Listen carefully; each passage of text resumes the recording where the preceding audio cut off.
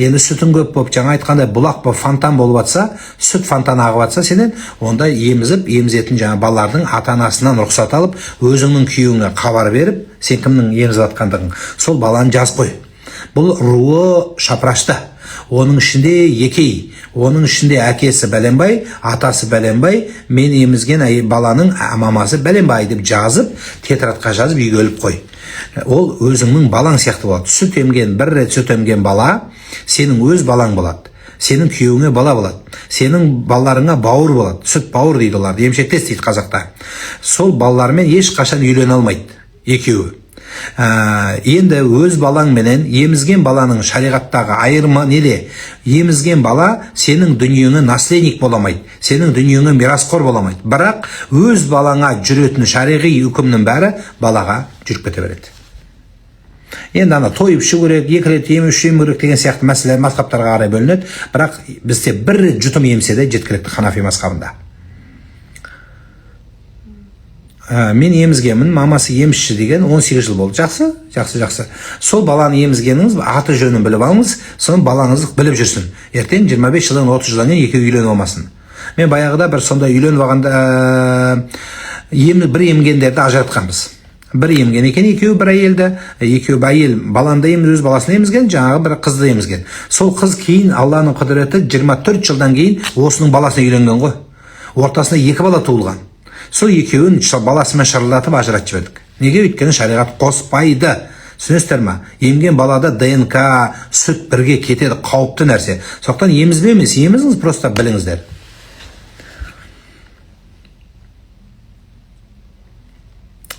Намаз оқу алдында күйеуімнен рұқсат алу міндетті ме дейді. Алланың парызына рұқсат керегі жоқ. Рұқсат керегі жоқ деген сөз, мен өзім білем демейсің. Мен өзім білем, оқиын ба, оқымайын ба. Мына жерден вампирский тістерің шығып, 4-5 бала туып, құтырып қалған болсаң, ол болып енді. Бірақ негізі күйеуге айтқан жақсы болады, намаз оқиын деп. Енді сен де намаз оқиын деп, ваннаға 1 сағат кіріп кетіп, спальныйдан шақырып атса, сен тағы да кіріп алып тұрып, 4 сағат намаз оқып, 11 сағат тәспih тартып кеткен ма, жұмысың бәрі қалып. Күйеуің шақырғанда ұйықтап қалып, сен күтіп олай болмайды. Пешенеге жазылған дегенді айтыңызшы. Сенің не істейтінің пешеге жазылған. Істемей қойсаң да жазылған, істейтін болсаң да жазылған. Сен ұрлап жесең де пешенеге жазылған, адал жесең де пешенеге жазылған. Бірақ жұтылғаны арыздық болады. Осыны түсінесіз. Яғни мен қазір мені тыңдағаныңыз пешенеңізде бар ма? Бар. Тыңдамай қойсаңшы, ол да пешенеңде бар.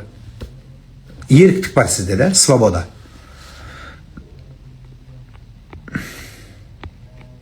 Умраны рассрочкаға алуға бола ма? Дұрыс емес. Жігіт талақ бермесе қалай некені тоқтатуға болады?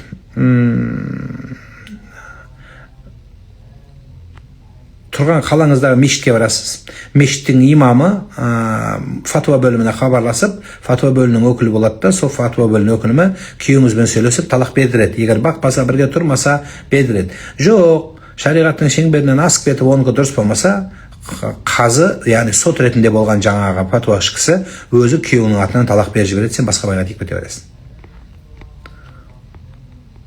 Ана, мен бермеймін деген нәрсе бермей-ақ қой.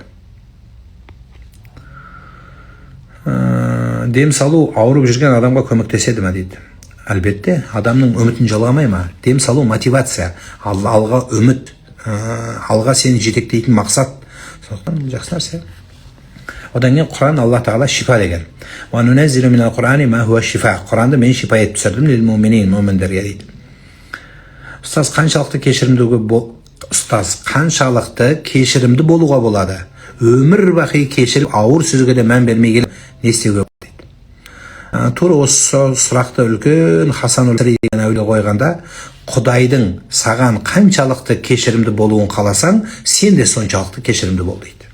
Енді кешірімді бол деген сөз аяққа тепкілеп, ұрып, соғып, аузыңды айырып, аяғыңды сындырып жатса, кешірдім, екінші аяғым сынған жоқ қой, шүкір деме.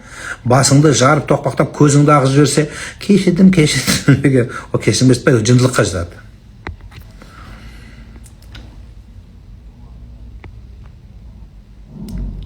Сиқырдан қалай тазалануға болады? Аятыл күрсі, Құрандағы дұғалармен тазаланасыз.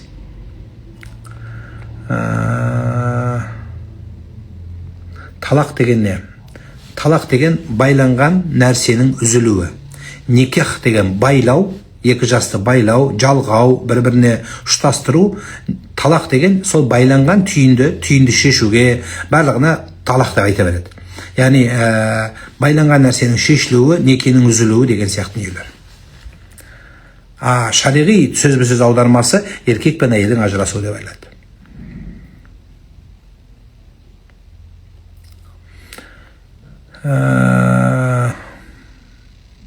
Аға, бауырымыз өмірден өтті. 40-ы өтпей той жасауға бола ма? Қыз ұзатуға дейді. Қыз ұзатуға болады. Қыз ұзата беріңіздер. Енді түсіндіріп айту керек, ағайынның басын жиып, қыздың реті келіп тұрған екен, ұзатайық деп айтып түсіндіріп, жаңағы әйелі, бауырыңның әйелінің алдынан өтіп түсіндіріп, мән жағдайды айтып, үлкен авторитетный қарны шыққан бір депутат ағайындарың бар ма? Бывший депутат қой қазір бәрі, әлі новый депутат жоқ. Сол бывший депутат туысқандарың болса, соның біреуін айтқыздар. Айтса, ол соны сыйлайды, соны жарайды деп өткізеді. Бірақ ерегісіп өткізбесін. Құрметті имам, имамдар айтады, шежіре, ру деген дұрыс емес, шариғатта ру деген дұрыс емес, бір рудан болсаң, бірақ таныс емес, алыс болса да үйлене берсе болады дейді. Енді ол кішкене салтымыздан, дәстүрімізден бейхабар болған адам, шариғатта айтылмаған ол нәрсе, айтылмады деген сөз, істей бер деген нәрсе жоқ. Яғни біздің салтымыз бар, біздің дәстүріміз бар, біздің ұлағатымыз бар. Мен мысалы өткенде Абайдың сөзін келтіріп атсам, жалпы бұқара халыққа музыка туралы мына жерде білгіштер тұрып алып тұрып, Абайдың сөзі дәлел емес, шариғатта дұрыс, дәлел емес. Фиқтың үкімінде аят пен Құраннан басқа дәлелге біз көп нәрсені қабылдай алмаймыз. Егер бұл екеуінен болмаса, қиясқа, ижмаға, тағы орфқа, басқаға қарай береміз. Бірақ біздің абайымыз, сұрап тұрған адам телевидениеда, ол жалпы халыққа түсінік беру үшін, ол менен шариғаттағы үкімін сұрап тұрған жоқ қой. Дәлел бола ма, дәлел болма, хадисті сахих па, мансух па деп оны сұрап атқан жоқ. Сондықтан Абайды келтіріп айтқаным сол. Сол үшін біздің қазақи болмысымыздағы, ұлттық санамыздағы, өзіміздің түпкі деңгейіміздегі ұлы нәрселер, сал нәрселер қарауым керек. Ру бар. Алла Тағала Құранда мен сендерді рудан, ұлттан әртүрлі қылып жараттым деген аяты тұр. Бір-бірлеріңді тану үшін дейді. Сондықтан тану үшін дегенде танудың ішіне көп нәрсе кіреді. Сондықтан бұған сондай түсініктеме береміз. Алмаған жақсы, алыстан алған дұрысырақ. Бұның жанынан алмағанның бір жақсы себебі, егер екі жас ұрысып қалатын болса, ол бүкіл туысқандар бір-бірімен жексұрын болып қарабет болып кетеді. Сол алыстан алған дұрыс дейді. Орыстар айтады, граната дейді. Если бросать, то подальше дейді. Сол сияқты алыстан болса жақсырақ. Если не бросать, поэтому не надо бросать. Сол үшін түсіндіріп айтқаным, алыстан алған жақсы болады. Қан тазалығына, тұқым тазалығына, бала тазалығына, ой тазалығына, сөз тазалығына, салт тазалығына, барлық жағынан алыстан алған жақсы болады. Бірақ алыстан алған деп, Африканың, Антарктиданың бір жағына кетіп қалып жүрме. Жете алмаймыз о жаққа құдалыққа. Күйеуім жақында қамалып қалды. Ошол нәрседен пешене бар болғондо. Же өзімізден. Адам күнөө кылса өзүнөн көрбөйбү, О пешене издекенде барак ичип алса, ачуу эле ичип алып, ачуу менен бирөө сай бөлүп өлтүрсө, анан ошондой экен, тагдырыбызда экен, мен билбейм. Кудай мага аны жазган элең, мен күнөөм канча күнөө. Сен ошондой кылып тагдырды жазган болсоң эмне кылайын деп отура бермек беле? Жок. Ошо сенин күнөө кылганың да тагдырыңда бар. Эми кандай? Кудайым илими менен билет сенин ошондой кыла турганыңдычы, ошонун үчүн жазылат. Эми сен туруп алып, Кудай, мен кандайча кылбайм аны, өзүң эле жазган турбайсыңбы деген кезде, ошондо Кудайым сага айтат, сага эркиндик берген. Каласаң кыла турасың, каласаң кылбайсың. Ошого тагдырды түшүнүшүң керек.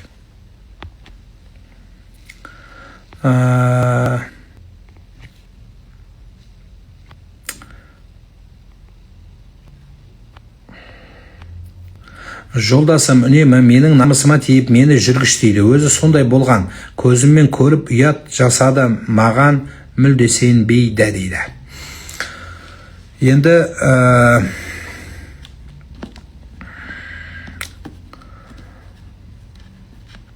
айтқандарын аузы сондай бейпіл болса, сондайға жібеткізуге тырыс. Енді өзінен өзі күйеуің өмір сүріп атсаң, күнде сөйтіп айта бермейтін шығар. Өзің бір нәрсе кисесің, бір нәрсе сұрайсың, бір нәрсе жасайсың, содан болатын дүние деп есептеймін. Егер күйеуің қып-қызыл сен айтқандай жаман болса, сен баяғыда одан кеткен боларың. Демек, бір жақсы қасиеті бар деген сөз. Ал енді өзің бүгін қойнына жатып шыққан күйеуіңді бізге жамандамай қойсаң жақсы болар еді деген.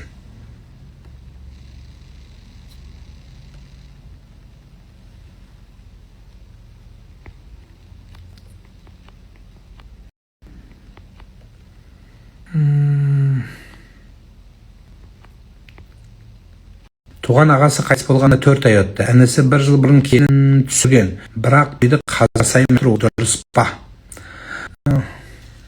Енді әркімнің қуанышы өзіне. Ағайынның алдынан өтіп, меніңше тойбен де тұрған проблема.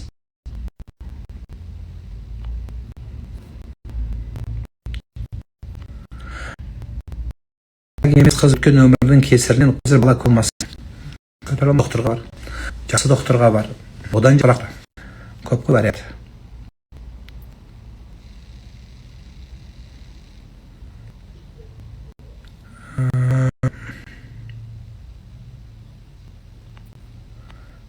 Жігін 2 ай бар дейді. 3-шісі мен алам деді. Алам десе чемпион екен, тиіп ал. Намазда жоқпын, тахаджудты оқысам бола ма? Намазға кірейін деп тұрсын, оқи бер.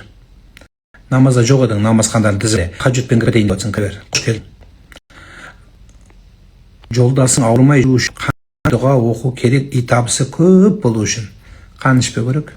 Сұрай бермесең, ақсын көбейе береді өңде. Сен былай жасама. Еді халатыңды киіп жүре бер.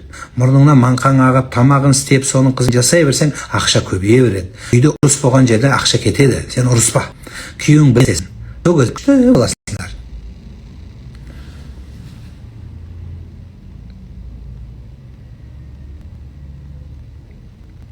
Неге көп бала желегенде мазар басына бармайды дейді. Баяғыдан келе жатқан бір сөз, негізсіз ана күйеу балалар дұшпан деген мағынаға алып келіп, үйде ең негізгісі қазіргі себепті бармай жатқан айтайын, үйде қалады.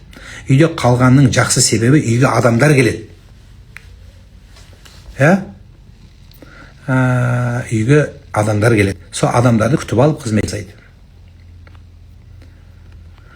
Неке қимай жатып бала көтерген, сосын тумай жатып неке қиған, сосын босанады. Күнәкар бола ма? Не күнә емес па дейді. Енді қосатын бәрі қосылып ғой, некеден бұрнақ. Енді қоспау керек еді, қосатын бәрін қосыңдар, қосатын жерлерің бәрін. Енді несін? Әлбетте күнәлі. Тәубе ету керек, қазір неке қиысылған. Жаңа түрілген бала тибеш қандай амалдар қылғылышуға болады дейді. Пайғамбарымыз Мұхаммад саллаллаху алейхи ва саллям Муслим деп келген кітапте Пайғамбар саллаллаху алейхи ва саллямның кешіне балаларға қолын қармап шенекелеуіз айшекеуізбен оқыған дуалар бар. Ошонда бір дуалар бар, ошоны оқып қойғанның башын қармап тұрып, абдан соның болады. Андан кейін дағы эле башына үйлеп дамсап қойсаң да эле жақсы болады. Ошо дамсағанда биле өзің биле тұрған сүрелеріңді оқып, бір жолы қайрала сүп деп дамсалып қойсаң, иншалла соның болады.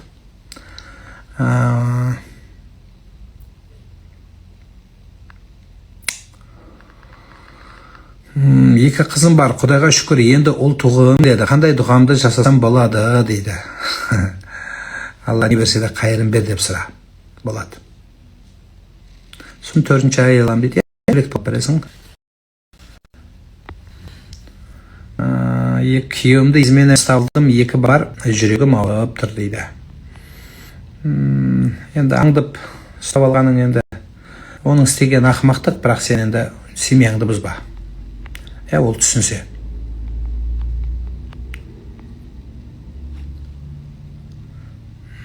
Ағай дейді. Ау.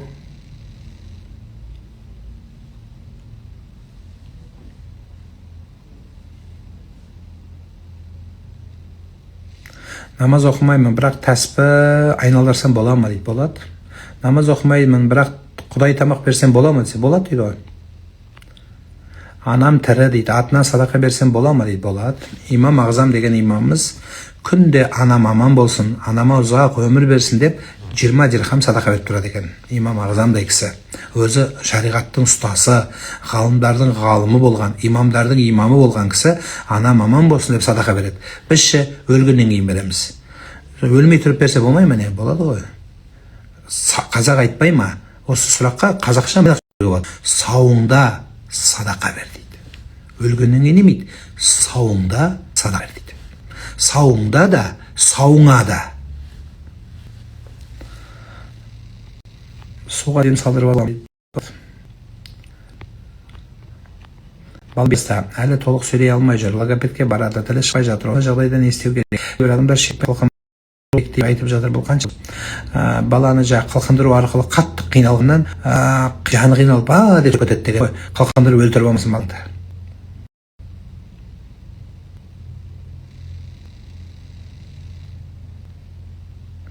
Салмақ ясновидицаға сенуге бола ма? Человек-то не ясно видит. Ясновидицаға сенуге болмайды. Мына болады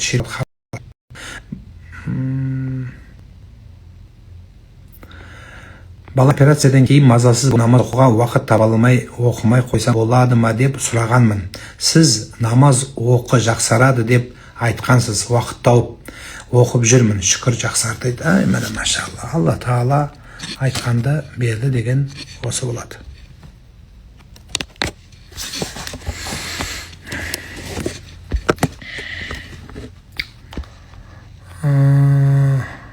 Ойбай. Ойбай. Фильтрдің бәрі шығып кетті. Не болды? Телефоныма экраны сынған. Не басшық, не қойып қалған білмей қалдым. Біреуге сәлем айтам деп бәрін бұзып алдым. Мейлі астыра берсін. Жоқтан көр жоғары. Таспа айналдырғанда қандай сөздер айтылады? Таспа айтқанда да, салауат айтқанда да күнәңді ойлап тұрып Құдайды айтсаң болды.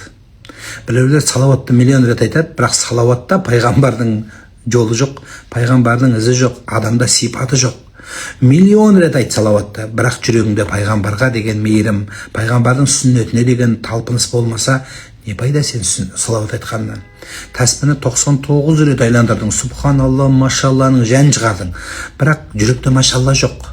Аузыңда боғауыз бар. Таспы тартып болғанда, таспы тартып отқанда періштесің. Бүйтіп, субханалла, әлхамдулилля, күшті тартасың. Таспы тартып біткеннен кейін боғауыз, ұятсыз, өсек, жамандау, қарғау, оңбаған сөзің бәрі аузыңда. Неде? Намазда періштесің. Қалай болады? Мұхаммед саллаллаху алейхи пайғамбардан тәспі ғана қалған жоқ қой. Мұхаммед пайғамбардан мінез қалды, адамдық қасиет қалды, дұрыс өмір сүру қағидаты қалды жаным.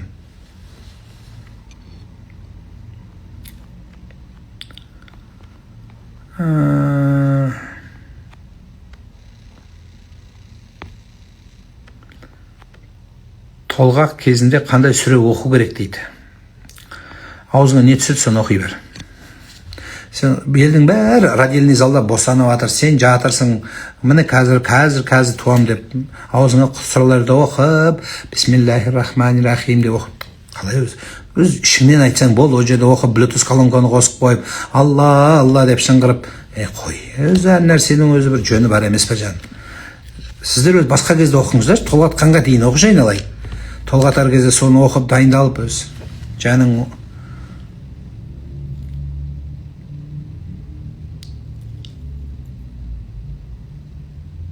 Үйдегі көз бен тілді қалай тазаласам болады? Сол тіліңмен тазалайсың, дұғаңмен. Қайтыс болған әкем маған атыңнан садақа беремін, әкесінің атымен есімін жазып бермеймісің, осы кісілердің атынан деп бере бер. Жақсы, қабыл болсын, сауап бере берсін.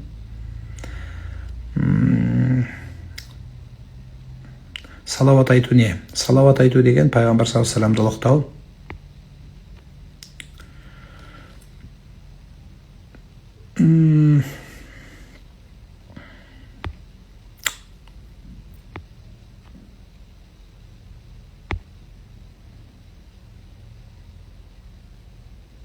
Ата-бабаларға зиярат баруға бола ма? Болады.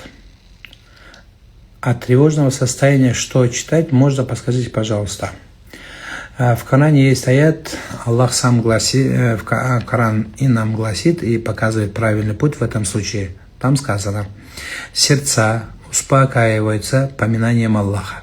То есть поминанием Аллаха не языками только. Отчасти мы сейчас только языком это твердим. А в наших сердцах, в наших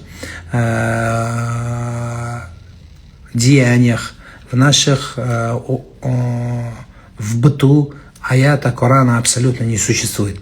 Исходя из этого, все мольбы, которые мы просим, они не исполняются. Чтобы они исполнялись, все дуа, все мольбы, которые вы просите, даже чтобы успокоить ваше сердце, направить себя на правильный путь, бросить греховные дела, тревожность, паническую атаку можно успокоить двумя вещами. Первое – молитва. Второе – эта же молитва должна воплотиться в вашу жизнь. Вы должны жить молитвами, вы должны жить законом Всевышнего. Вот тогда ваше сердце успокоится. «Аля бидикриллахи татмаинул кулуб». Сердца успокаиваются поминанием Аллаха. То есть поминание не только языком, поминание так и глазами, так и ушами, так и сердцем, так и душой, так и деяниями, так и глазами. Все, что у вас есть, оно должно соприкасаться с дорогой Всевышнего Аллаха. И тогда ваше сердце найдет мир, спокойствие и покой.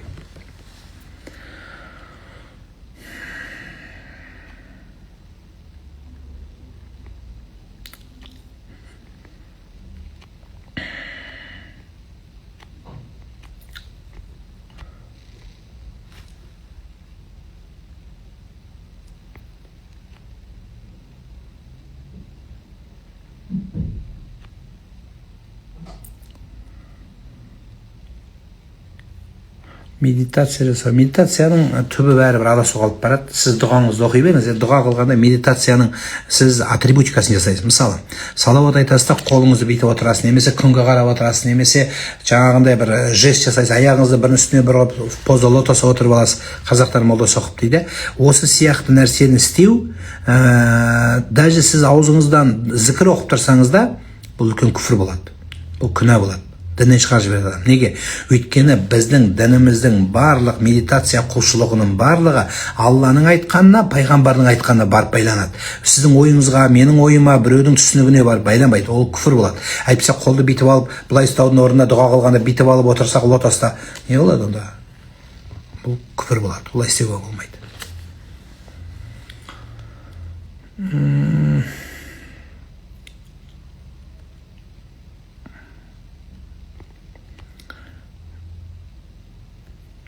Мүрзөге аял кіші келсе, топырақ қармап, кербесе, рухтарға жылаң ач көрінөт деген чынбы? Жоқ, ал анекдот. Ал чоң эле аябай свежий чыккан анекдот. Мен де ушундай догуп жүрөм. Анан кийин тетикем ондай столбанын астынан өтүп калсаң, коюң өспөйлелик болуп каласыңар. Анан кийин шыпыргыны минтип койсоң, минтип кетесиң, учуп кетесиңер дей турган ошондой анекдоттор ал ошондой анекдот.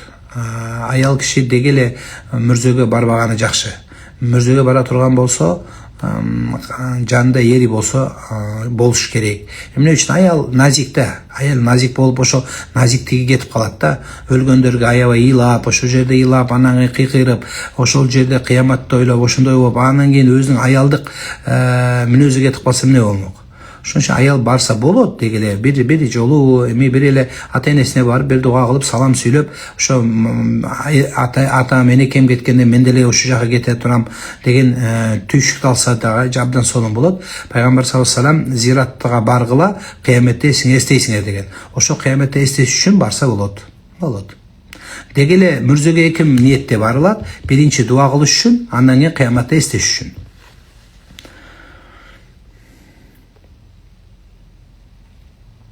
Assalamu alaikum, sizді Өзбекстаннан тыңдаймын дейді. Алейкум ассалам.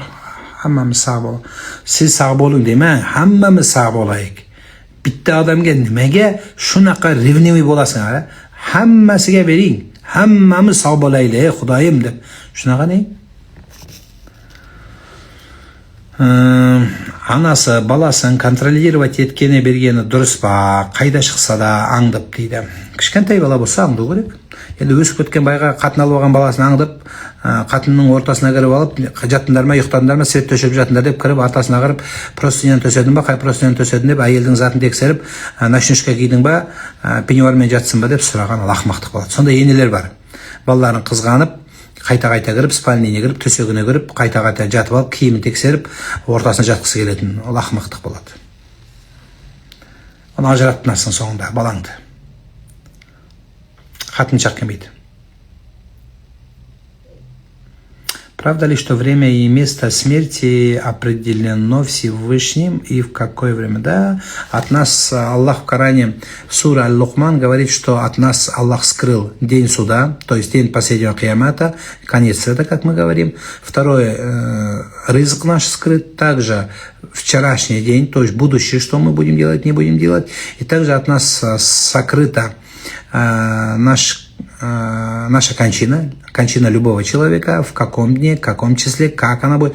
Но если человек очень богобоязненен, какие-то признаки он может видеть, он может чувствовать. Приводятся доводы, что человек из-за своей богобоязненности может даже не то что предсказать, предвидеть, скорее всего, это называется аль-муль фарасад, что он примерно знает, что его день, последний день, но он так и не может сказать, что он умирает. Но вот какая-то вот прощальная ситуация этого человека настигает, и он знает, чувствует и как бы в этот день прощается, звонит кому-то, прощается, такие слова говорит, как будто это были последние. Допустим, в моей истории был один дедушка, мы с ним очень хорошо ладили, он чуть ли был мне отцом, он был с моего джамаата, и когда меня по долгу работы перевели в другой регион, и я сказал: о, Аташка, ему было 89 лет, представляете, Аксакал 89 лет, я ему сказал, я прощал, отдельно пришел к нему домой, когда меня перевели, я прощаюсь с вами, и он сказал, я говорю, и мы же рядом же, я буду приезжать. И он тогда сказал такие слова: сынок, говорит, я так полюбил тебя, мы так вместе сдружились, говорит, мне, говорит, уже 90, даже ты, говорит, не только в сыновья, даже внуки, правнуки годишься. Но наша с тобой дружба, она так переросла, и мое доверие тебе так возросло. Я знаю одно, говорит, когда ты придешь, я знаю, ты придешь на мои похороны. И знаете, вот слова были пророческими, как говорится. Через 6 месяцев я полкнул. Люди собрались, люди стояли на улице, я думал, какое-то мероприятие, и мне сказали, ваш дедушка умер, сейчас буквально, перед тем, как вы приехали. И он действительно сказал, что я на его похороны. Так и остался, я остался похороны, омыл это тело моего дедушки, знакомого дедушки, и мы его похоронили. Поэтому вот этот человек был очень набожным человеком. Я даже помню, когда кто-то что-то говорил, нехорошие слова, и это так всегда переводил русло в другое русло слова.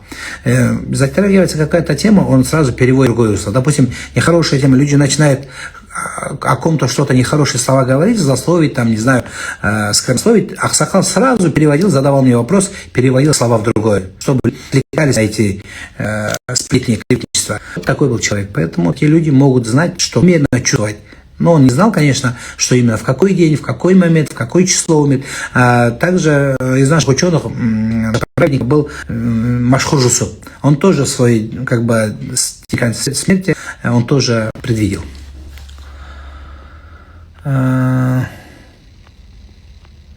Мына жалпы адамдар түсетін моншада қыз балалар массаж жасап жүр, ер адамдарға, ол қыздарға массаж жасатып арқасын ездіріп жүр. Солардың үкімі қалай болады дейді.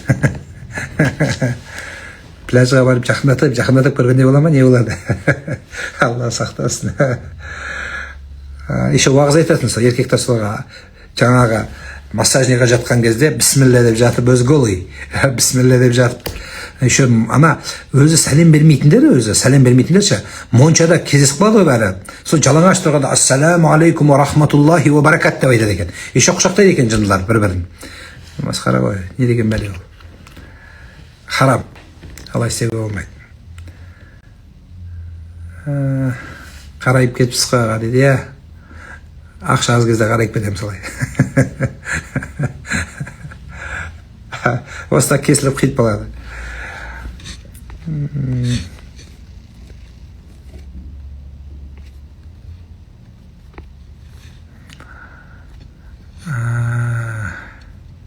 Қазіргі жігіттер өз әйелінің керегін әпермейді, бірақ сен міндетіңді орында деп еркекті сыйла деп айта береді екен дейді. Енді еркектің бәрі ондай емес шығар. Саған кездескен сондай болып қалды, ештеңе етпейді.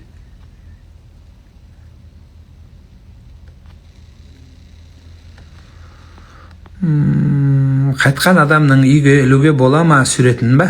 періште үйге кірмейді деген қалай қарайсыз дейді. Мен қараймын емес, пайғамбар саллаллаху алейхи вассалам хадисінде келеді. Үйдегі суреттер, мүсіндер тұрса періште кірмейтіндігі айтылады. Енді біздің мына фото суреттер бар ғой, фото. Соткаға түскен, немесе фотоаппаратқа түскен осы нәрселер оған кірмейді деп солай үкімдер айтылады. Енді үйге періште кірмейді екен, бәрін кәпірсіңдер, бәрін оңбағансыңдар деп айта алмаймыз.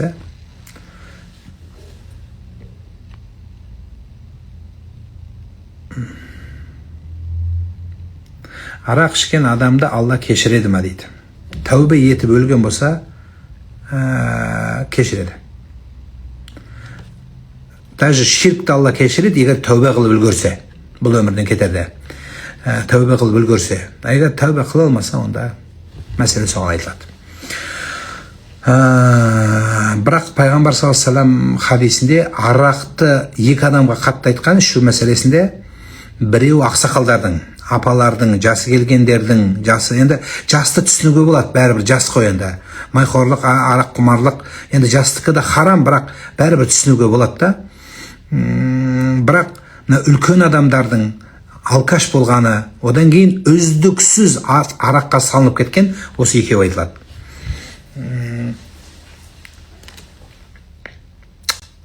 Сараңдық жаман, бірақ байдың саң болған ең жаман сол. О да бар ғой. Бар. Кедейде өзі жетпей жатыр.